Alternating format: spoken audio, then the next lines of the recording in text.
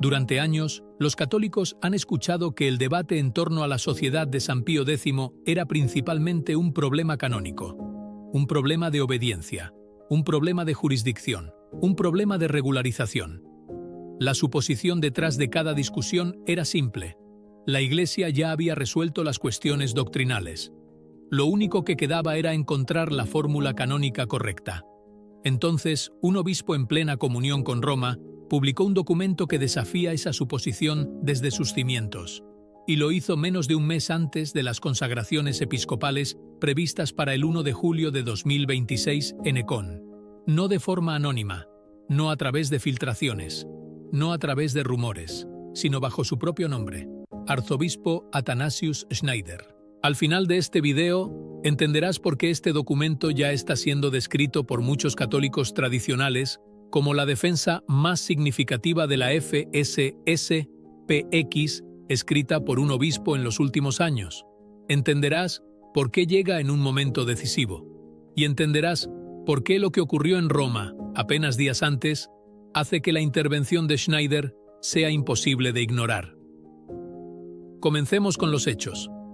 El 5 de junio de 2026, el arzobispo Athanasius Schneider publicó un extenso documento titulado La pregunta central sobre la FSSPX. El texto apareció a través de la periodista Diane Montaña y fue rápidamente republicado en los medios católicos tradicionales. El título en sí mismo es revelador. Schneider argumenta que la mayoría de los debates sobre la sociedad de San Pío X parten de la pregunta equivocada. El debate generalmente se centra en el estatus canónico. El debate generalmente se centra en la regularización. El debate generalmente se centra en cuestiones disciplinarias. Según Schneider, ese enfoque pasa por alto el asunto central por completo, porque antes de hablar de derecho canónico, es necesario determinar qué es exactamente lo que está en disputa. Y la respuesta de Schneider es directa. El verdadero desacuerdo concierne al Concilio Vaticano II. Más específicamente, concierne a la autoridad que debería atribuirse a ciertas enseñanzas del Vaticano II. Esta distinción es absolutamente esencial, porque Schneider no está afirmando que el Vaticano II deba ser rechazado. No está afirmando que el Vaticano II deba ignorarse. No está afirmando que el Vaticano II no tenga autoridad. Su argumento es más acotado y mucho más preciso. Sostiene que el Vaticano II no fue de naturaleza completamente dogmática, y por lo tanto, no toda afirmación contenida en él posee el mismo nivel de autoridad doctrinal. Para sostener este argumento, Schneider hace algo muy importante. No comienza con el arzobispo Lefebvre, no comienza con la FSSPX, no comienza con escritores tradicionalistas. Comienza con el propio Papa Pablo VI. El 12 de enero de 1966, poco después de la conclusión del concilio, Pablo VI abordó la cuestión directamente. El concilio, explicó, había evitado proclamar dogmas dotados de la nota de infalibilidad mediante definiciones extraordinarias. Esa declaración existe. Está documentada. Es pública. Y Schneider la coloca en el centro de su argumento. ¿Por qué? Porque cambia todo el marco del debate. Si el Vaticano II intencionalmente se abstuvo de emitir nuevas definiciones dogmáticas infalibles, entonces las discusiones sobre ciertas formulaciones pastorales se vuelven posibles sin implicar automáticamente el rechazo del dogma católico. Este es el punto central de Schneider, y es un punto que muchos católicos tradicionales han estado planteando durante décadas. Pero escucharlo de un obispo en plena comunión con Roma tiene un peso diferente. Hagamos una pausa por un momento, porque el momento en que aparece este documento importa.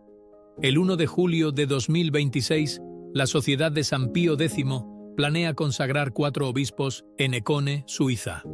Roma ya ha advertido que tales consagraciones podrían acarrear graves penas canónicas. El cardenal Fernández ha reiterado públicamente la posición del Vaticano.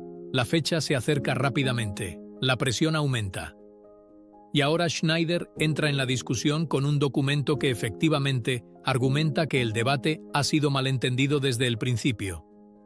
Según él, a la FSSPX no se le acusa de negar el dogma católico. A la FSSPX no se le acusa de rechazar la Trinidad. A la FSSPX no se le acusa de negar la presencia real. A la FSSPX no se le acusa de abandonar los sacramentos. La controversia gira en gran medida en torno a interpretaciones de textos conciliares cuyo estatus doctrinal es distinto del dogma formalmente definido. Esta distinción lleva a Schneider a identificar lo que él llama una profunda inconsistencia. Por un lado, observa movimientos dentro de la Iglesia que promueven posiciones que desafían abiertamente la enseñanza moral tradicional. Cuestiones relativas a la sexualidad. Cuestiones relativas a las bendiciones. Cuestiones relativas al matrimonio. Cuestiones relativas a la autoridad eclesiástica. Estos desarrollos frecuentemente reciben un diálogo prolongado, consultas prolongadas, paciencia prolongada. Por otro lado está la FSSPX, una sociedad que celebra la misa tradicional, mantiene la práctica sacramental tradicional, enseña la doctrina tradicional y sin embargo enfrenta repetidas advertencias de sanciones canónicas. Schneider no oculta la contradicción que observa, ni suaviza su lenguaje. En cambio, formula una pregunta simple. ¿Por qué se extiende paciencia en una dirección y se amenazan sanciones en otra? Esta es la pregunta en el corazón de su documento, y es una pregunta que cada vez más católicos, dentro y fuera de los círculos tradicionales, están haciendo. Hay otro elemento en el argumento de Schneider que merece atención. Recurre al derecho canónico. Específicamente, examina la legislación concerniente a las consagraciones episcopales sin mandato pontificio. La mayoría de los católicos escucha la palabra excomunión y la asocia inmediatamente con el cisma, pero Schneider señala una distinción técnica importante. El canon relevante sobre consagraciones episcopales no autorizadas aparece entre los delitos relativos a los sacramentos. No está clasificado bajo los cánones que tratan directamente del cisma. Para la mayoría de los católicos, esto puede sonar como un detalle legal menor. Para los canonistas no lo es en absoluto. En el derecho canónico, las clasificaciones importan, las definiciones importan, las categorías importan. Y Schneider argumenta que estas distinciones no deben ignorarse al evaluar los eventos de 1988 o los eventos previstos para 2026. La importancia de este argumento se vuelve más clara cuando se considera el contexto histórico. En 1988, el arzobispo Marcel Lefebvre consagró 4 obispos sin aprobación papal. El Vaticano declaró el acto como cismático. Las consecuencias marcaron al catolicismo tradicional durante décadas. Luego, en 2009, el Papa Benedicto XVI levantó las excomuniones, no porque todos los desacuerdos hubieran desaparecido, no porque cada pregunta hubiera sido resuelta, sino porque Benedicto creía que el diálogo seguía siendo posible. Muchos católicos tradicionales nunca olvidaron esa decisión, ni han olvidado la observación de Benedicto de que la crisis dentro de la propia Iglesia no había desaparecido. El documento de Schneider se sitúa firmemente dentro de esa memoria histórica. Efectivamente se pregunta si repetir el enfoque de 1988 producirá un resultado diferente en 2026. Y su respuesta parece clara. No lo cree. La parte más llamativa del documento llega cerca de su conclusión. Schneider hace un llamamiento directo a León XIV, no una sugerencia general, no una posibilidad teórica, un llamamiento directo. Insta al Papa a otorgar un mandato apostólico excepcional que permita las consagraciones episcopales previstas para el 1 de julio. En términos prácticos, Schneider propone un camino que evitaría el enfrentamiento por completo, un camino que preservaría la unidad, un camino que evitaría una nueva crisis, un camino que permitiría a ambas partes retroceder desde el borde. Si tal propuesta tiene alguna posibilidad real, sigue siendo desconocido, pero el hecho de que un obispo la haya colocado ahora sobre la mesa públicamente es significativo, porque una vez que tal propuesta existe, el silencio se vuelve más difícil. Y eso nos lleva a Roma. 3 días antes de que apareciera el documento de Schneider, ocurrió otro evento.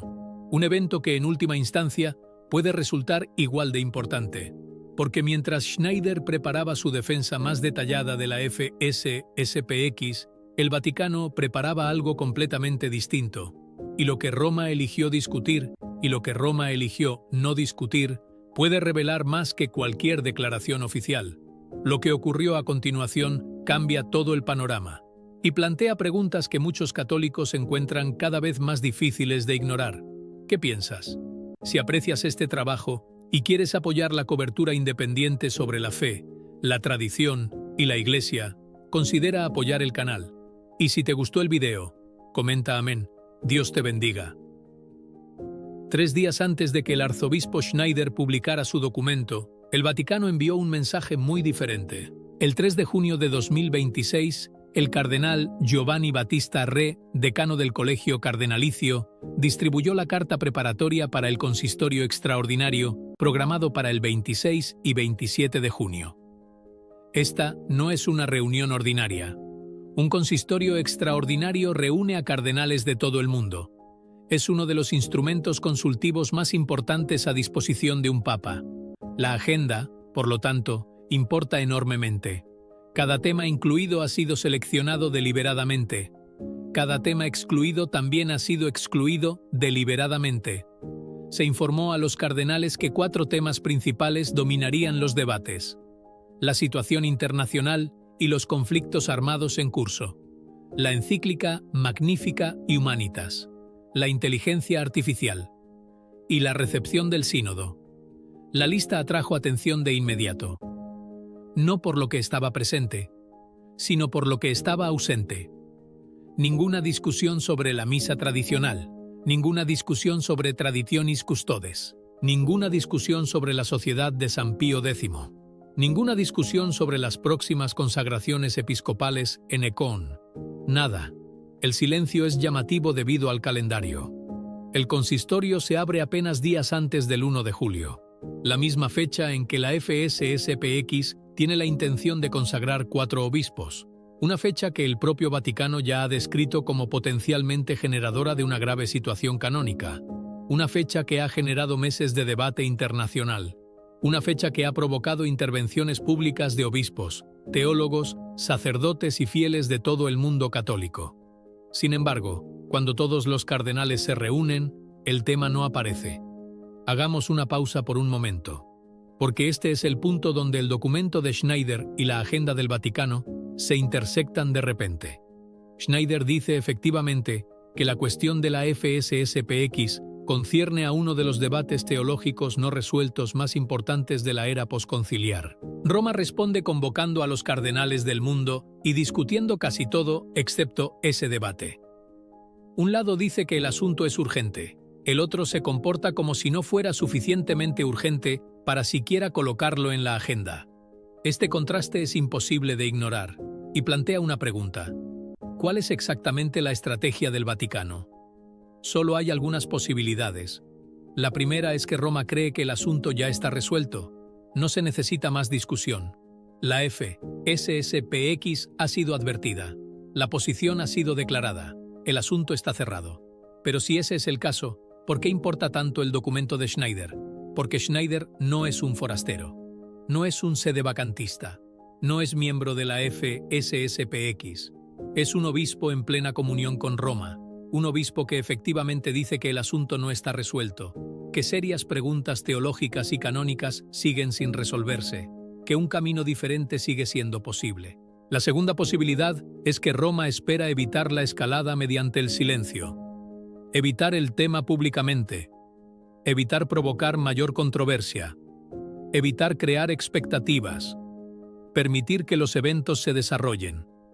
Si es así, la estrategia conlleva riesgos. Porque el silencio mismo comunica. Toda institución comunica a través de lo que dice. También comunica a través de lo que se niega a decir. Y cuando se acerca una gran crisis, el silencio a menudo se convierte en un mensaje más fuerte que las palabras. La historia lo demuestra repetidamente. Antes de que los grandes conflictos eclesiásticos se hagan visibles, frecuentemente pasan por una fase de silencio institucional. Todo el mundo sabe que el problema existe. Todo el mundo sabe que se acerca. Sin embargo, nadie lo aborda directamente. Entonces, de repente, los eventos superan al silencio. Y las decisiones que podrían haberse tomado con calma deben tomarse en cambio bajo presión. Muchos católicos tradicionales temen precisamente este escenario, no porque deseen el conflicto, sino porque creen que la oportunidad de reconciliación se está reduciendo. Cada día que pasa, reduce las opciones disponibles. Cada día que pasa, mueve el calendario más cerca del 1 de julio. Cada día que pasa, hace que el compromiso sea más difícil. Schneider entiende esto. Por eso, su documento se lee menos como un estudio académico y más como un llamamiento final. La frase más notable puede ser la más simple. Advierte que excluir a la sociedad de San Pío X completamente de la vida de la Iglesia sería una tragedia, no un inconveniente, no un malentendido, una tragedia.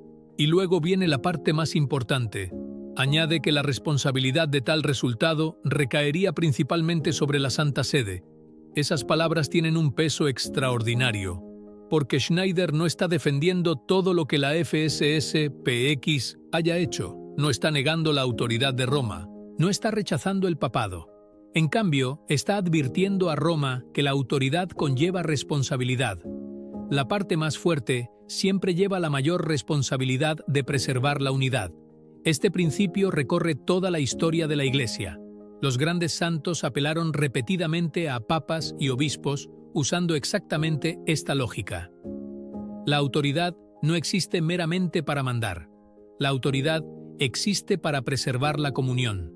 La autoridad existe para sanar las divisiones. La autoridad existe para proteger las almas. Y según Schneider, este es el momento en que esa responsabilidad debe ejercerse. Hay otra dimensión que no debe pasarse por alto. El silencio actual del Vaticano ocurre mientras el apoyo a la FSS-PX sigue creciendo en lugares inesperados. No necesariamente apoyo a cada posición de la FSS-PX, no necesariamente apoyo a las propias consagraciones, pero apoyo al diálogo, apoyo a la paciencia, apoyo para evitar otra ruptura. Hemos visto obispos expresar preocupación. Hemos visto sacerdotes expresar preocupación. Hemos visto teólogos expresar preocupación. Hemos visto a fieles ordinarios escribir cartas y peticiones. La preocupación ya no se limita a los círculos tradicionalistas. El asunto se ha vuelto más amplio. La pregunta ya no es si la gente está de acuerdo con la FSS-PX. La pregunta es si otro enfrentamiento resuelve algo. Y sobre esa pregunta, un número creciente de católicos parece incierto. La memoria de 1988 sigue siendo poderosa. En ese momento, muchos creyeron que la sociedad desaparecería. No desapareció, se expandió. Sus seminarios crecieron, sus escuelas crecieron, sus capillas se multiplicaron. Su influencia se extendió por los continentes. La historia, por lo tanto, complica la discusión presente. Si las penas severas no lograron resolver la situación en 1988, ¿por qué la misma estrategia tendría éxito ahora? Schneider nunca formula la pregunta exactamente en esos términos, pero la implicación es obvia. La experiencia pasada merece consideración. La historia debe ser una maestra, y la historia sugiere que las medidas disciplinarias por sí solas rara vez resuelven las crisis doctrinales. Por eso su documento puede resultar más importante de lo que muchos perciben inicialmente. No solo defiende a la FSS-PX, desafía todo el marco a través del cual se ha discutido a la FSS-PX. Se pregunta si se han planteado las preguntas equivocadas durante décadas. Se pregunta si el propio Vaticano II ha sido malinterpretado. Se pregunta si las penas canónicas se están aplicando de manera consistente. Se pregunta si se está persiguiendo la unidad de manera efectiva. Y sobre todo, se pregunta si todavía hay tiempo para elegir otro camino. La respuesta sigue siendo desconocida. León XIV no ha respondido públicamente. El Vaticano no ha comentado directamente la propuesta de Schneider. La agenda del consistorio sigue sin cambios. La cuenta regresiva continúa. El sitio web oficial para las consagraciones sigue activo. Los preparativos continúan en Ecón. Los obispos designados para la consagración permanecen en sus lugares. Nada sugiere un aplazamiento. Nada sugiere una cancelación. Todo apunta hacia el 1 de julio. Y esa realidad es lo que da a la intervención de Schneider su urgencia. 26 días antes de las consagraciones, Un obispo en comunión con Roma ha colocado efectivamente una propuesta ante el Papa. Otorga el mandato, evita la crisis, preserva la unidad. La propuesta ahora existe. El llamamiento ha sido hecho. La advertencia ha sido emitida. La pregunta que queda es si alguien con autoridad la responderá. Porque si el 1 de julio llega sin respuesta, el silencio mismo se convertirá en parte de la historia. Y los futuros historiadores pueden mirar atrás a estas últimas semanas y formular una pregunta simple. Cuando todavía existía la oportunidad de evitar otra ruptura, ¿quién eligió hablar? ¿Y quién eligió permanecer en silencio? ¿Qué piensas? Si aprecias este trabajo y quieres ayudar a apoyar contenido independiente sobre la fe, la tradición y la Iglesia, considera apoyar el canal. Y si te gustó el video, comenta amén. Dios te bendiga.